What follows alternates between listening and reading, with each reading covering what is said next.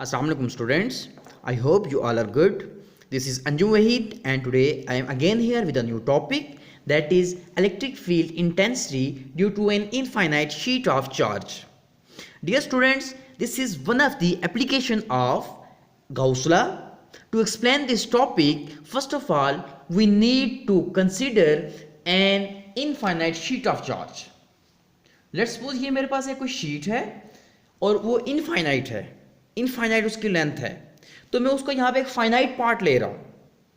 So here we have considered a finite part of an infinite sheet having positive charge distribution. इसके ऊपर जो charges हैं वो क्या है? पॉजिटिव चार्जेस है.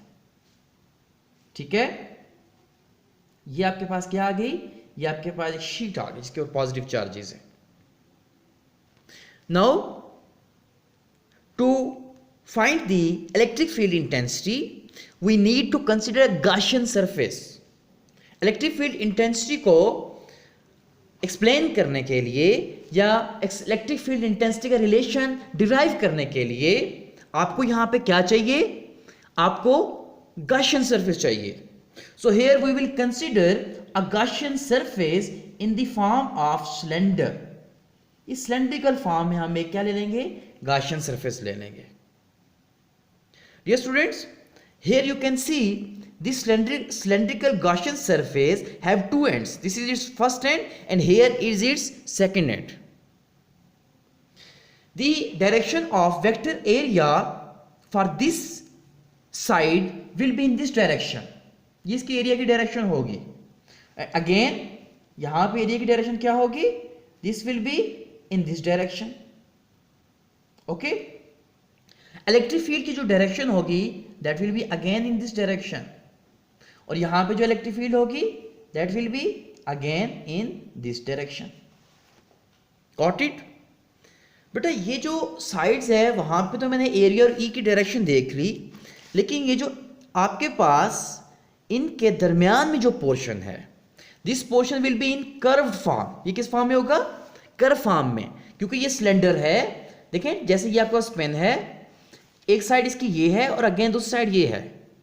ये जो सारा का सारा पोर्शन है ये वाला, this all portion is in curve form. So this portion will be in curve form. Here the direction of area will be in this direction. यहां पे एरिया की डायरेक्शन जो होगी वो क्या होगी? ये होगी. लेकिन जो फील्ड लाइंस हैं उनकी डायरेक्शन तो पॉजिटिव चार्ज की वजह से वो सेम होगी, वो या यूं होंगी या यूं होंगी. Got it?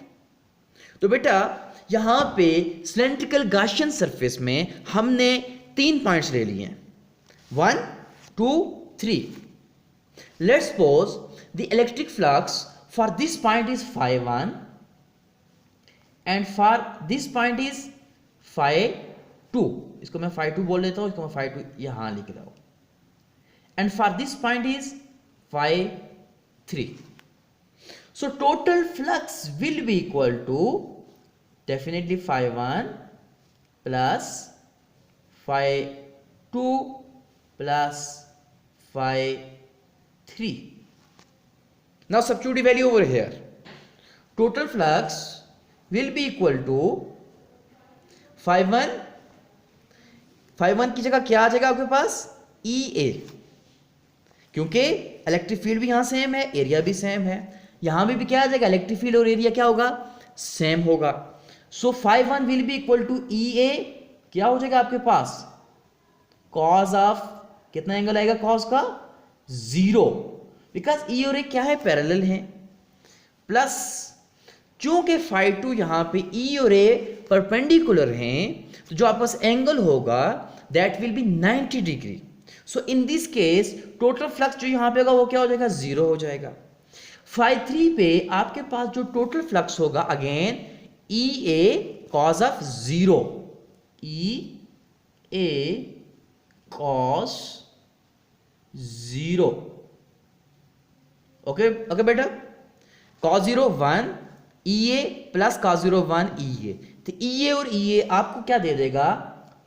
This equation can be rewritten as 2EA. ये आपके पास क्या आ जाएगा? 2EA will be flux, total flux जो इस गाशियन सरफेस से पास हो रहा है. Now we are going to apply Gauss law. बेटा चूंकि आपने गाउस लॉ पढ़ा है, I am raising this or I will just consider this equation phi is equal to EA. Let me rewrite this equation here. Phi is equal to 2EA. Let's suppose this equation number 1. Okay, it's 2. Now the from the Gauss law, the total flux through closed surface will be 1 upon epsilon naught times total charge enclosed in it. Let's suppose this is equation number 2. But now here we will introduce a new term, that is surface charge density. आपको बताऊं surface charge density हम किसे बोलते हैं? Surface charge density हम बोलते हैं charges पर यूनिट एरिया. किसको बोलते हैं? चार्जेस पर यूनिट एरिया. और जो सरफेस चार्ज डेंसिटी है उसे हम सिग्मा से रिप्रेजेंट करते हैं. So sigma will be equal to charge per unit area. This equation can be rewritten as Q is equal to sigma A. ठीक है बच्चे, just substitute this value in 2. इसको 2 में पुट करेंगे तो आपके पास क्या आ जाएगा? Phi is equal to sigma A upon epsilon naught. Let's suppose this is equation number 3. बेटा अब आप जस्ट इक्वेशन 1 को और इक्वेशन 3 को कंपेयर करते हैं. On comparing you will get, let me change the color. Okay, on comparing 1 and 3 को compare करेंगे, आपके पास आ जाएगा 2EA is equal to sigma A upon epsilon naught. Got it? A और A will be cancel out, and on shifting this 2 over here you will get the final relation for electric field intensity, and I am writing final relation over here. Finally you will get E is equal to sigma upon 2 epsilon naught. This is sigma. But this is the final relation for electric field intensity due to an infinite sheet of charge. अब ये relation आपको ये बता रहा है कि अगर आपको इनफाइनाइट शीट हो तो electric field intensity surface charge density पे और परमिटिविटी या फ्री स्पेस पे डिपेंड करती है. Okay dear students, this is the whole story for today's topic. I will see you again with the next topic. Till then, good bye.